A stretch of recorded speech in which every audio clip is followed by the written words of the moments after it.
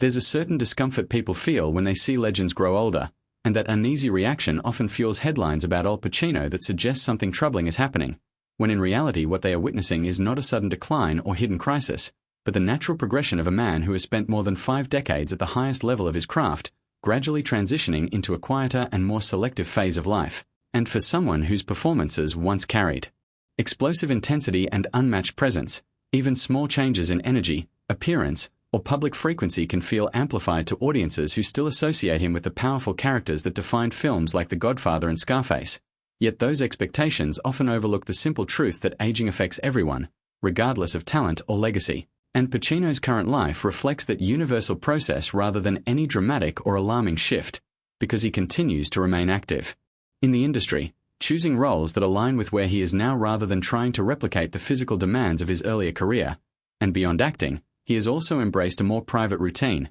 stepping away from the constant visibility that once surrounded him and allowing himself the space to live outside the relentless pace of Hollywood, which can sometimes be misinterpreted as withdrawal or difficulty when it is actually a conscious decision to slow down. And in recent years, aspects of his personal life, including becoming a father later in life, have also drawn attention, adding another layer to how people perceive his current situation. But even this reflects personal choice rather than instability, showing that his life continues to evolve in ways that are meaningful to him even if they appear unexpected to others. And what makes these headlines feel so dramatic is the contrast between the image people hold in their minds and the reality they see now. Because when someone has been so dominant and larger than life for so long, any shift toward normalcy can feel like a loss, even when it is simply a different stage of the same life. And in truth, there is a quiet dignity in how Pacino has navigated this transition, maintaining his connection to acting while no longer allowing it to define every aspect of his existence. And if anything, his current chapter highlights the endurance of his legacy,